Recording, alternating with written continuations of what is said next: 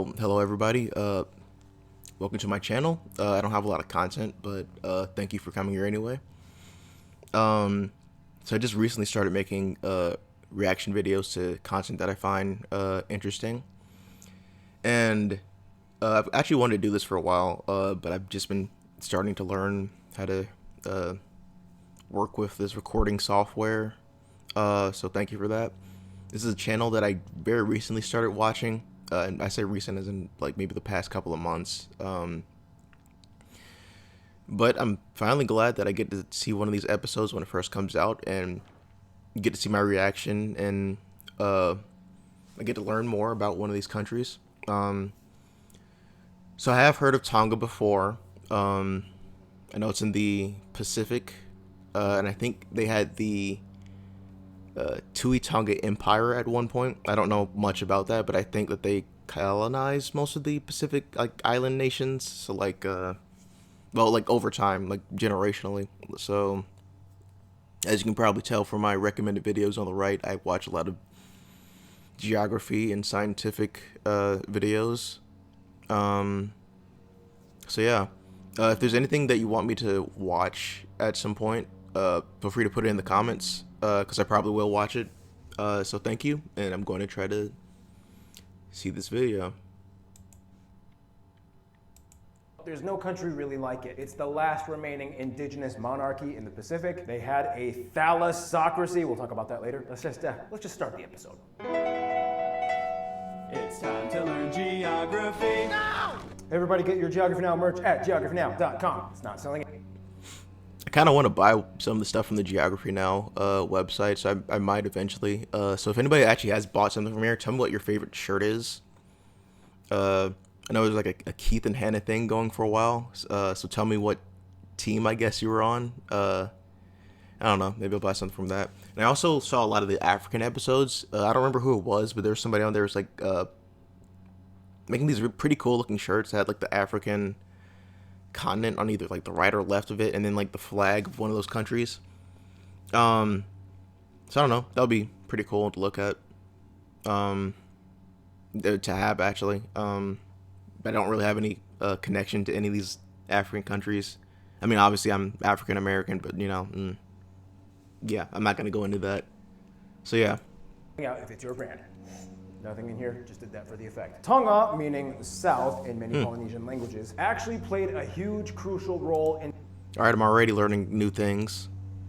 I actually have no idea what the, I don't know if you guys can hear that, but they're currently mowing outside of my apartment complex. So hopefully that doesn't pick up on this microphone.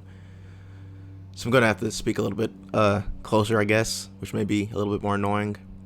But yeah. I actually have no idea what language they speak in Tonga, so this is interesting.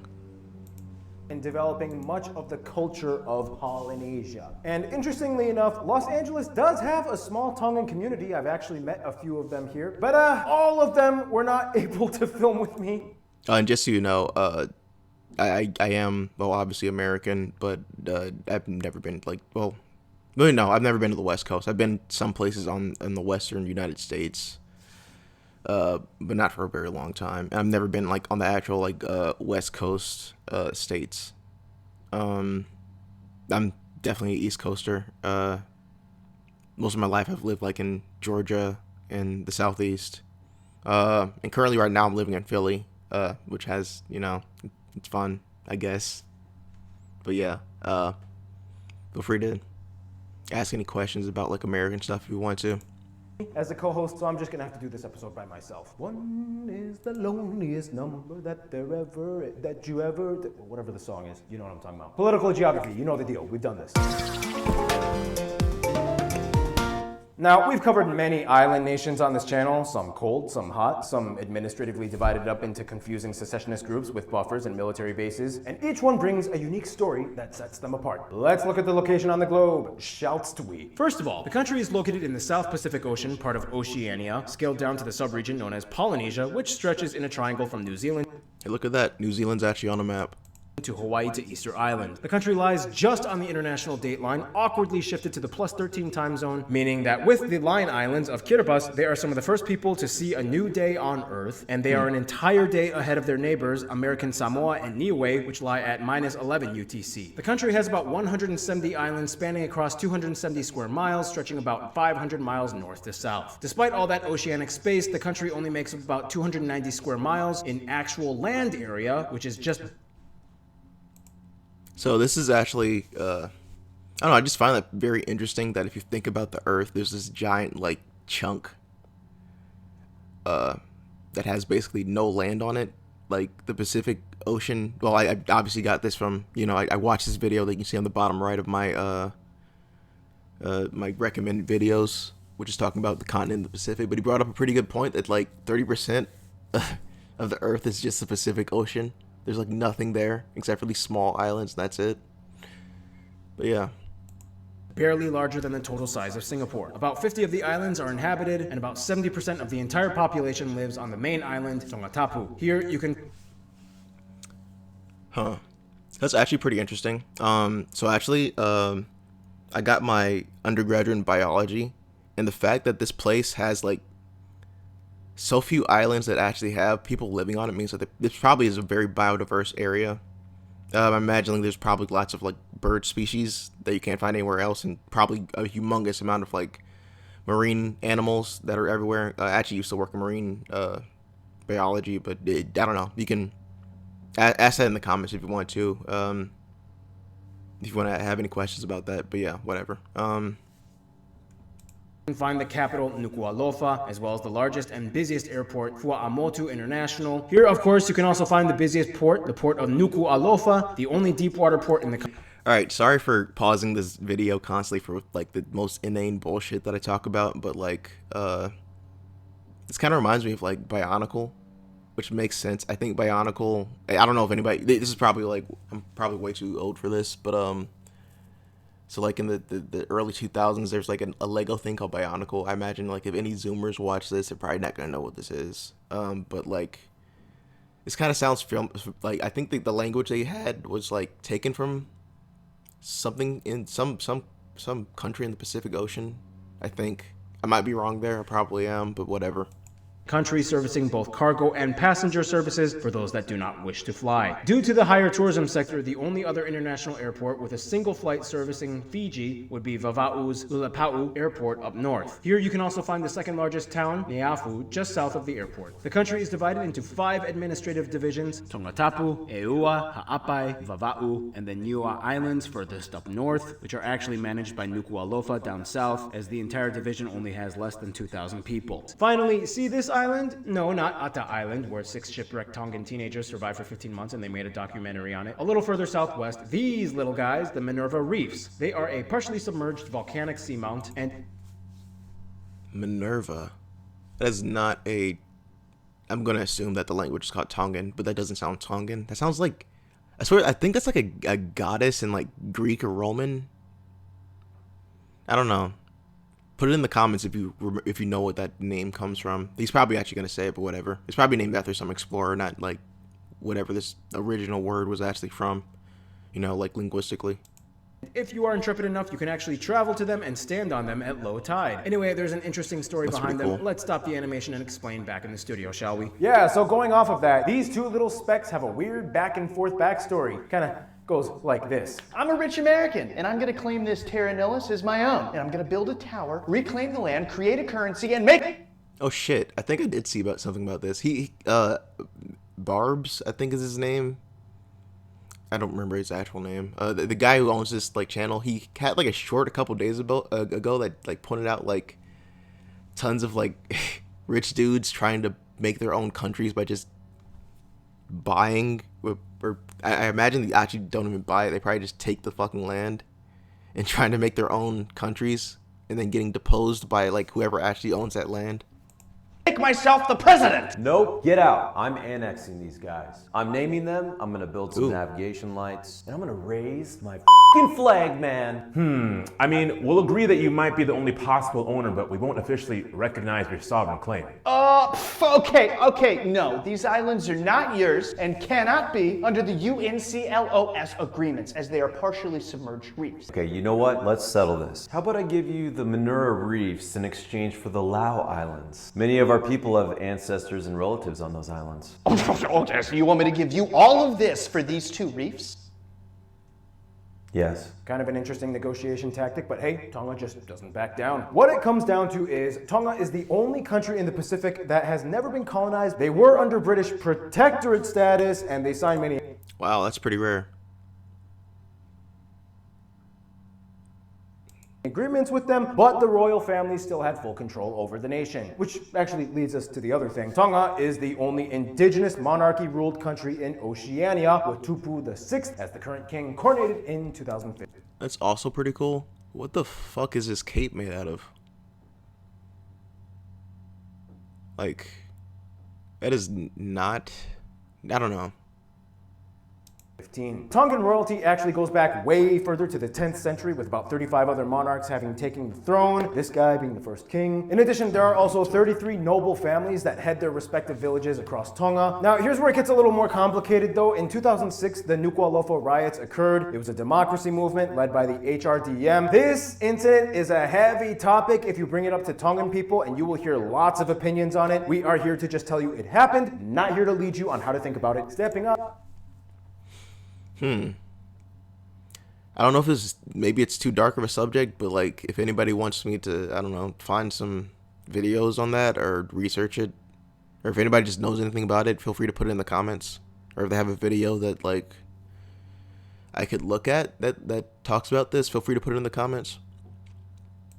On thin ice is my job. Woo! Moving on. Tongan tradition actually goes back thousands of years. Some say as early as the Lapita culture complex, starting at about 1500 to 1000 BC. Over time, they built up the Tui Tonga thalassocracy, a fancy word that basically just means a maritime empire. The empire spread to neighboring islands like Samoa and Niue, and the influence realm stretched far across the Pacific to parts of what are now Melanesia and Micronesia. Some say even Hawaii, as their languages have similarities, but I'll leave that up to you guys, the Hawaiian geography peeps, to debate in the comments. Moving on. See, when you live in an area in the world where land is scarce, you become really good at navigating the waters, and every little ounce of dry dirt matters. Needless to say, much of Polynesian history was like,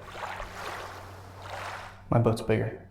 you win. And that's basically how Tonga built their reputation at the time. First contact with the Europeans occurred in the 1600s with the Dutch, later other noteworthy explorers like James Cook and... That's usually pretty good. I think the Dutch usually don't. I mean, well, they did later on, because you have like the Dutch East Indies, I think, but that came on like later in history. But like early times, like the Dutch pretty much just like traded and, you know, tried to convert people in Christianity, which yeah, whatever. I have thoughts about that, but like for most of the European powers, they're generally not that like obnoxious with fucking over people's like countries. Francisco Morel de la Rua. Fun fact, when James Cook came by, it was like, Wow, you guys are so friendly, making me a feast. I'm gonna call you guys the Friendly Islands. The Friendly Islands, that's what I'm gonna call you.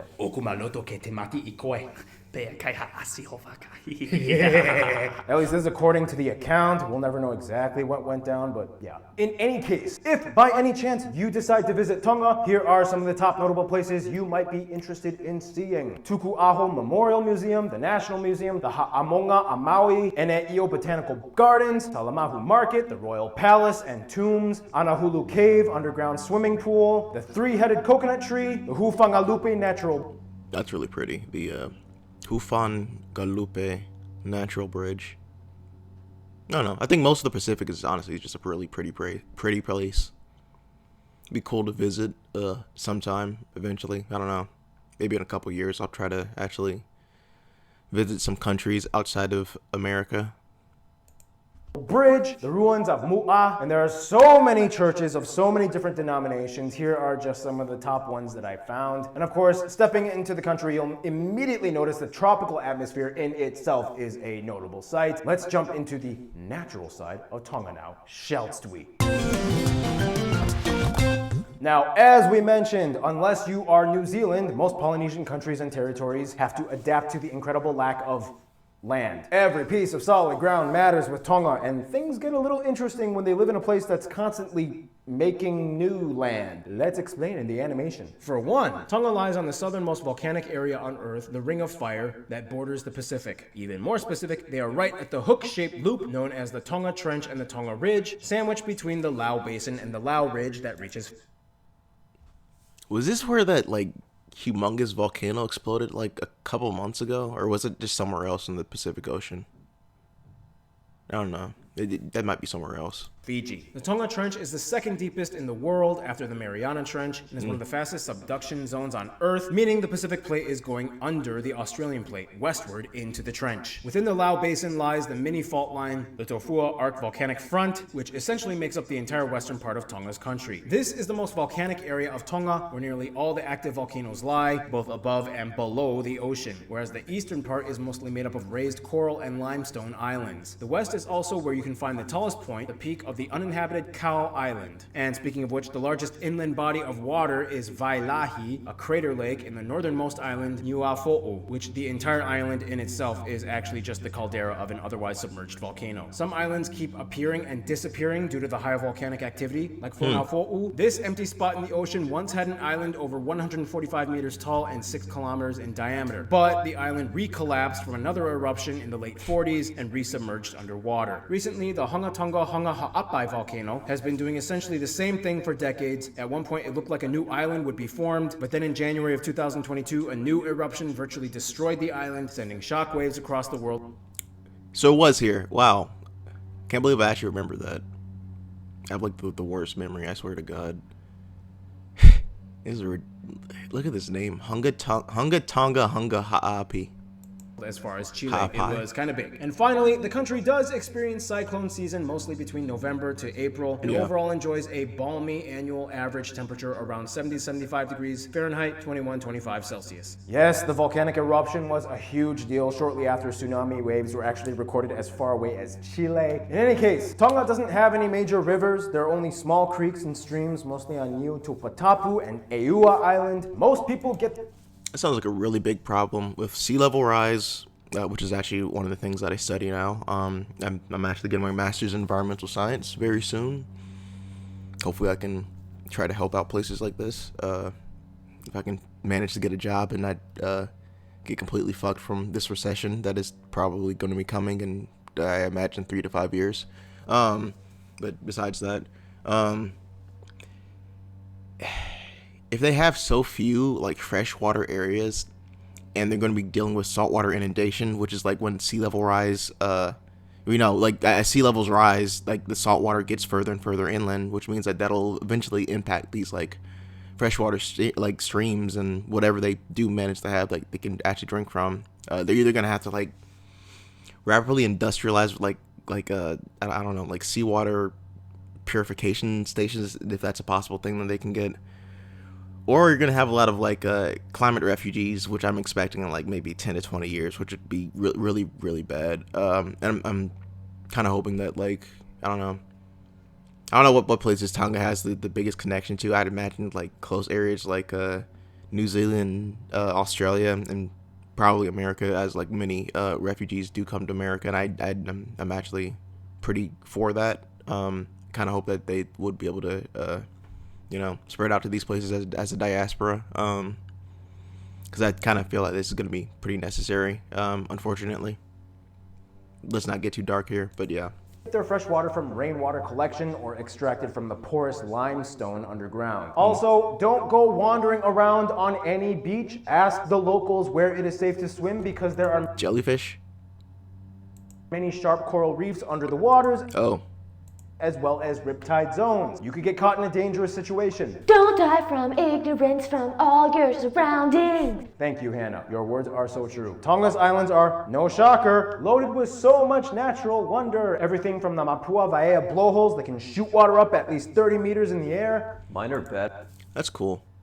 You know, I always feel like, me personally, I like to go to areas that have like more natural attractions, I guess, compared to like stuff that's built by humans.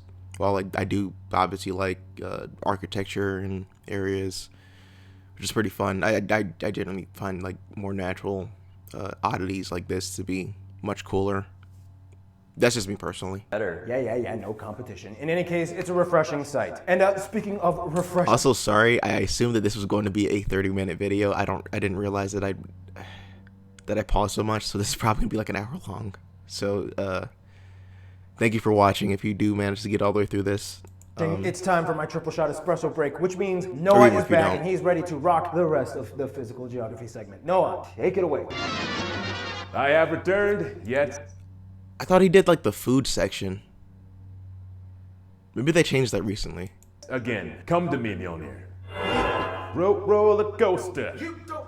A killer queen you are. That was a good warm-up. It was fantastic. Now, like most volcanic island nations, Tonga's soil is top-notch. About 1/4 of their land is arable, and about 50% is already Tons of permanently carbon. utilized for farming. Squash, coconuts, bananas, and vanilla are their main crops. Wow. Tonga is also known for being a great location for fishing skipjack tuna.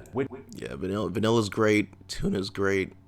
I mean, not like obviously they taste great, but I'm saying like as as an economic, you know, it's just good for your economy if you manage to have these like I don't know, big products you can sell.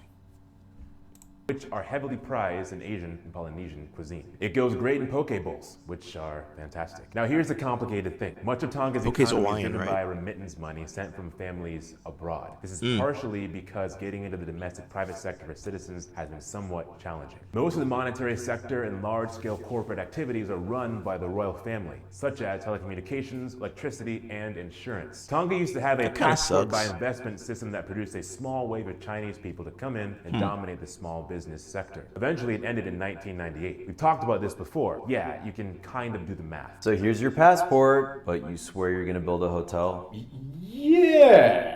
This especially hit a hard note with Tongans, as by Tongan law, only Tongan citizens of Tongan bloodline can own land. It pushed a lot of ideas on where the country would be headed. Not beheaded, where the country would be headed eventually. Grammar is fun. Now they are trying to grow the tourism industry. Cruise ships often dock at Nuku'alofa and Vava'u. Overall, That's probably good, but it's just something about cruise ships that I just really despise. I don't know why. Maybe I can go into that on some other video, but whatever. But hey, if it helps your economy, feel free. Yeah.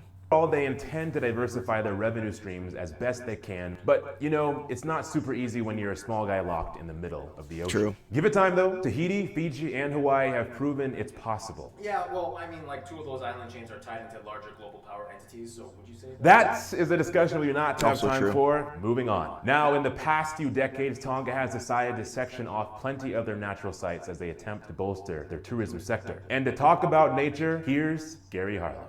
All right, magic hat time. Gary Harlow.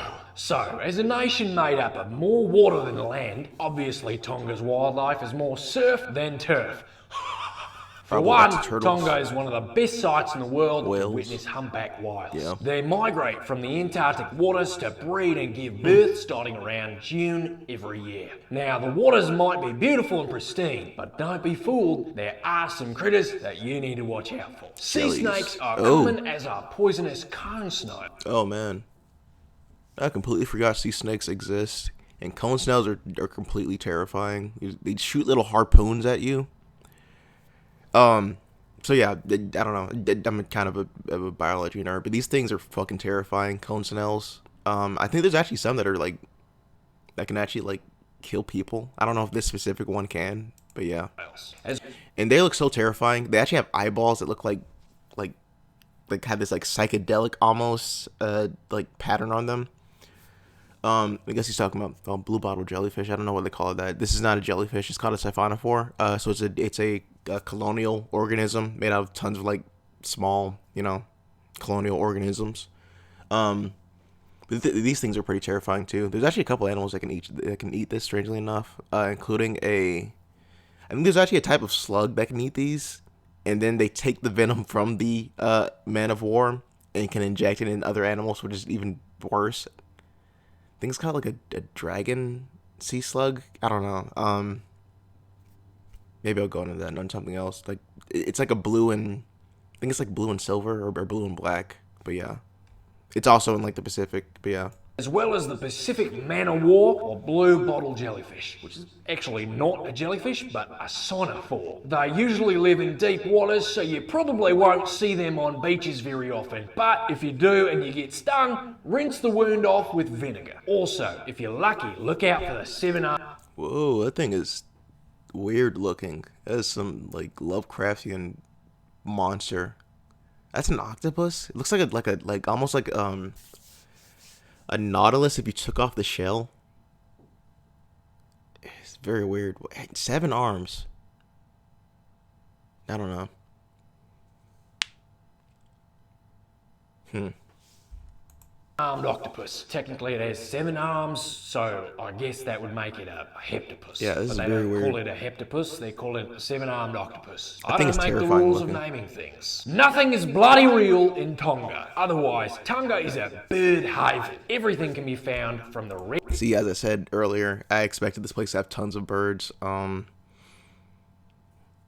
Just evolutionarily speaking, for island nations, birds tend to do very well. Obviously, animals like reptiles, unless you're like a turtle or something. But again, there's not even that many species of like sea turtle. But reptiles, amphibians, obviously mammals, they have a very hard time crossing water. But obviously, birds can fly. So if they manage to set up like not colonies, they're not humans, but if they manage to set up like, I don't know, living spaces on islands, they can stay on those islands for a long time and then speciate into different species over time, which is why birds tend to like turn into so many different animals. And actually, I said no reptiles, but technically birds are a type of reptile, phylogenetically speaking. But that's biology nerd shit, so you don't need to know that. But yeah, typically birds and fish, and well, no, not really for insects, but yeah, for vertebrates, man, I'm speaking of. Red shining parrot to the 2 endemic species, the Tongan whistler and Tongan megapode. The only native mammal of Tonga is the flying fox, and all belong. And again, you can see that the one mammal that managed to get across was a flying mammal. To the royal family. Thus, they are not allowed to be hunted or captured. And finally, check your shoes because sometimes you might find a Molokai centipede in it. They like to boy. burrow in shoes and can sting if you're not careful. Tropical islands with a little poison and a little danger, that's my type of vacation. With that, I'm out and cheers, mates! Is Art doing his segment today? I'll just be him. Hey guys, I'm Art. Oh, sports. Thank you, Gary. Crazy to think of how many species you can find in such limited land yet vast open waters. And also how many of those species they eat here. Seriously, Paul? You put that in the script? I mean, it's true, but man, that's kind of messed up, man. Yeah, that is kind of messed up, but it is still true. Well, with that, here's one of our geographies explaining about the food of. Okay, so he doesn't do food anymore. He kind of like he like leads into the section, and then I guess like fans of geography now are allowed to talk about that. You know what? Honestly, I'm kind of waiting for like the Geography Now America episode. I don't know if he's gonna do it because I know he did one talking about the states for like people who don't know much about America. But like, hey, if he does one for like the U.S., I don't mind talking about Georgia. I imagine he's probably not gonna talk about Georgia because nobody gives a shit about Georgia, despite the fact that it's like I think one of the top 10 most populated states in the United States. But whatever. Of Tonga. A lot of our traditional food is cooked in an umu, or raised earth oven. This here is more of a modern example of an umu, where you light the fire and heat up the rocks. The rocks are heated enough, remove all the charcoal and wood. Of course, your meal is complete. He has a very interesting accent. Is that like the normal like Tongan accent, or is that like maybe affected by like New Zealand or Australia? Because it kind of sounds like strangely like New Zealandish to me. I don't know. I know he's talking about food, but I just found like that kind of interesting also. Kava, the traditional drink in Tonga. We drink kava out of a kumite, just the kava bowl, and we use our coconut cups, which is like the coffee. So, He's an Liam was not alcoholic. able to film the rest of the food segment, but I'll fill in for him. Like most island nations, they have a heavy emphasis on staples like taro, yams, bananas, coconuts, and of course, so many types of seafood can be found here. Coral grouper, octopus, lobster, mahi-mahi. There's even a fish called wahoo that they catch. Some common things you might find in Tongan cuisine include things like, apology for terrible pronunciation, disclaimer, topai, ota. No, this actually, I don't know. There's something about I eat sushi, but like, and I know this is probably whatever, man. It's something about raw fish. It's kind of like freaky to me, but I love like seafood. I'd probably actually try this, and then immediately die the day afterwards from some disease. But it looks good, but it also looks like extremely dangerous at the same time. Ika, feke. Like, and eating octopuses freaks me out. I actually like the taste of octopus, but it just seems wrong eating an animal like that. But yeah. Lu. Vaisiane. Baisiaine. Kapisi pulu. Kalemoa. Loloi. And Liam talked about the kava drink, but if that's not your thing, maybe otai is. It's a refreshing watermelon juice with citrus and coconut. Sounds like a pina colada, but with watermelon. Oh, I'm so down for that. Anyway, that's it for the food. Back to you, Noah, but then quickly back to me. Well, thank you. That's it for me. Thank you, Noah. Well, that was a mouthful, but our mouths are not full of words for this episode yet. that was a bad transition. You know what I mean. Demographics coming up. Let's go. Now, the motto of Tonga is, God and Tonga are my inheritance. As you'll soon find out, religion plays a huge role in Tongan society. After Christianity came in, when outsiders showed even the See, as I said before, likely from the Dutch. Yes. slightest hint of possibly colonizing them, it was like, Hey, our country belongs to God first. You wouldn't dare colonize something that belongs to God, would you? well played. I mean, gotta give it to them. I mean, Tongans. And speaking of Tongans, here's the demographic graph. First of all, the country has about 110,000 people, yet there are more Wow. people of Tongan descent than Outside. Tonga living abroad in Yeah. diaspora, estimated to be anywhere around 150 to 180-ish more Tongan. And I expect this to actually increase as time goes on. The population of Tonga itself will decrease, which is kind of sad. But I imagine it'll probably explode outside of Tonga. Within Tonga, though, the country is nearly completely homogenous at about 97% of the population identifying as ethnically Tongan. I feel like From there's there, probably about 1% American- identifies as partially Tongan, and the remaining 2% come from other groups, mostly other Polynesians, Asians, and Europeans. They use the pa'anga as their currency, they use the type I outlet, and they drive on the left side of the road. So the country actually has two languages that they use in documents and taught So in there's school. Tongan, Tongan, yeah. obviously, and English. The interesting thing is that the Tongan language actually has a different number system for different objects, like yams, coconuts, fish, so on. And also there are different words and phrases that people use when they are speaking to and slash. I mean, royal grammar kind of makes sense. English has the same thing. You have like, I mean, even like if you think about the history of like England itself, words that were about food typically came from the French, which was the nobility. So like veal, which is like, I think it has like French, whatever, like linguistic history.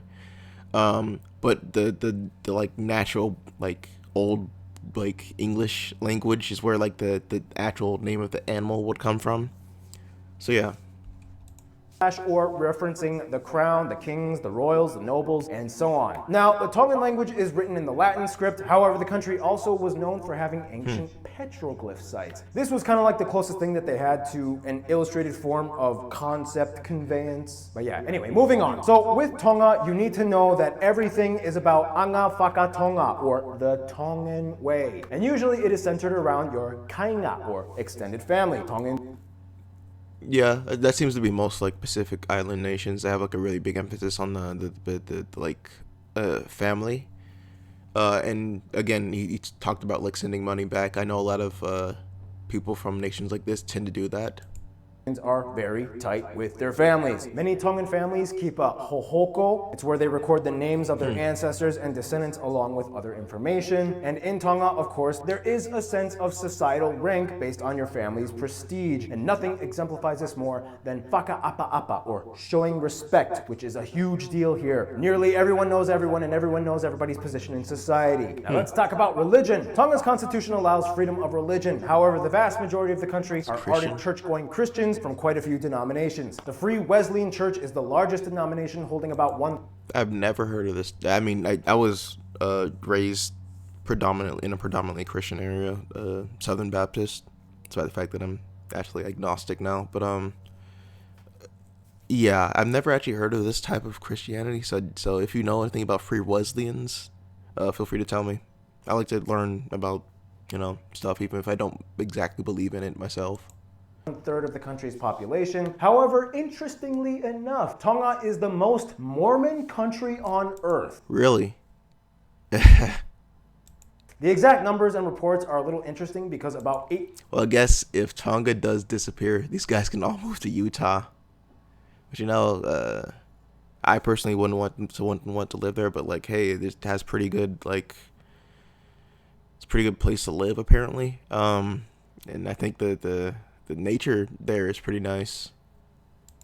18.5% of the country will say that they self-identify as Mormon when asked, which is already a pretty high number for an entire country's population. But the church claims that about 60% of the country at least has their names in the Mormon church registry, meaning that at some point, 60% of the people have been in some way associated with the LDS church. Regardless, the whole country tends to lean more on the socially conservative side, even in public dress. Technically, it's illegal to go shirtless in public, and most adults avoid wearing shorts. It's interesting. It's like a tropical country. You would think they would be all like shorts and bikinis. Nope. Tonga likes to cover up a little bit more. In any case, one more thing you need to know about the country is that they do kind of have a little bit of a health issue. About 90% of the country is considered overweight, That's and about a lot of the 70% Pacific are Islands. categorically obese. Around 1/3 to 40% of the country has type 2 diabetes. Regardless of the health issues, Tongans really love their athletics. To talk more about that, here is strong people, Art though. with the sports part.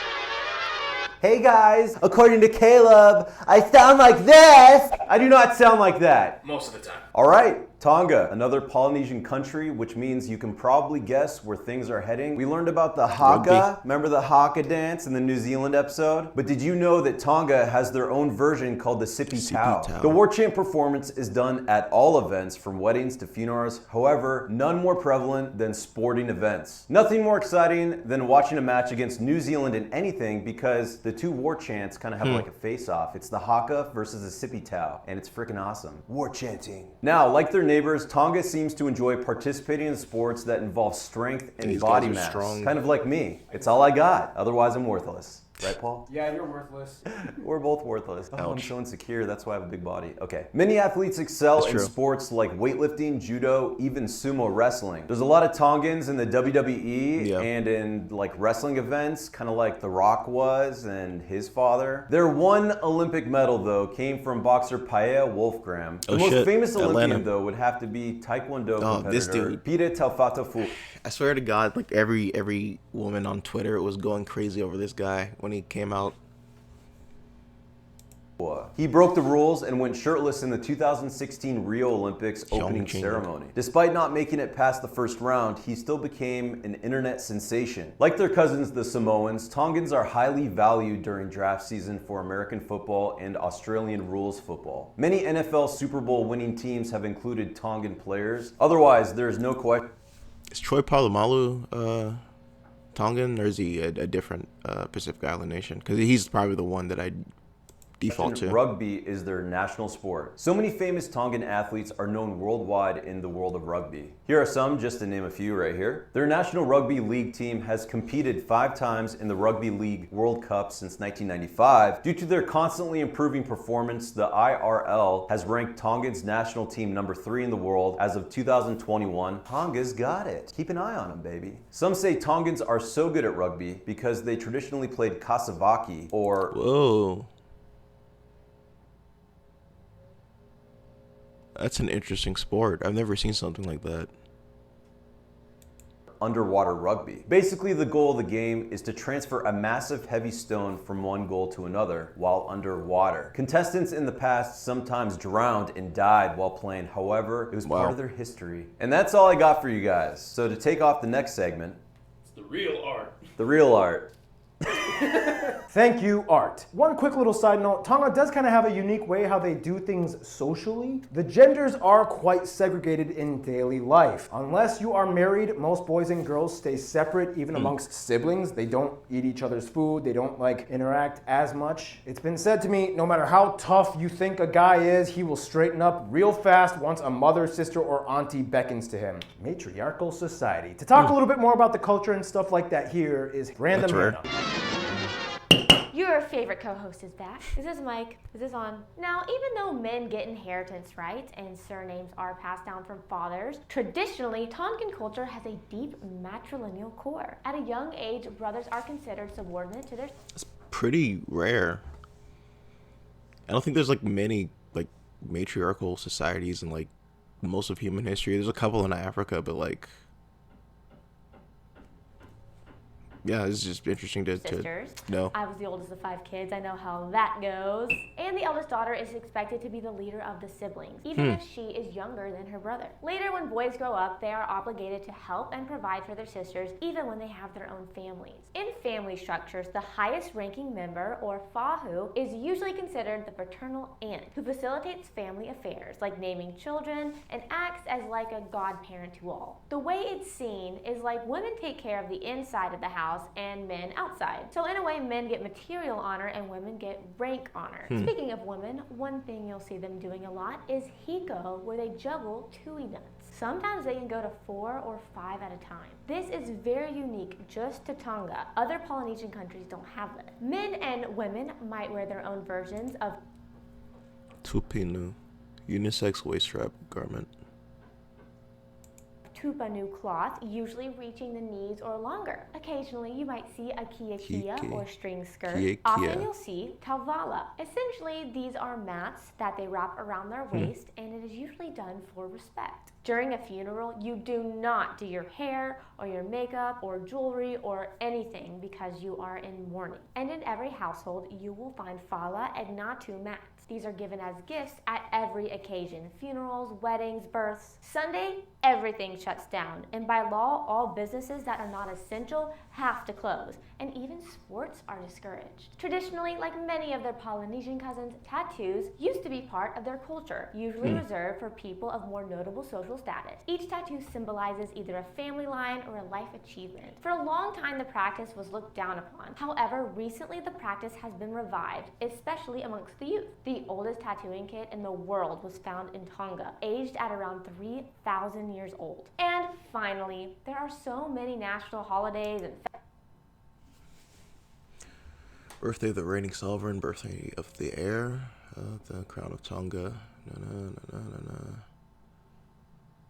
So there's 2 for the royal family. One that looks like an Independence Day. I don't know what Topo, Heliala, or Vavau are. Ha'epai. They said that word earlier.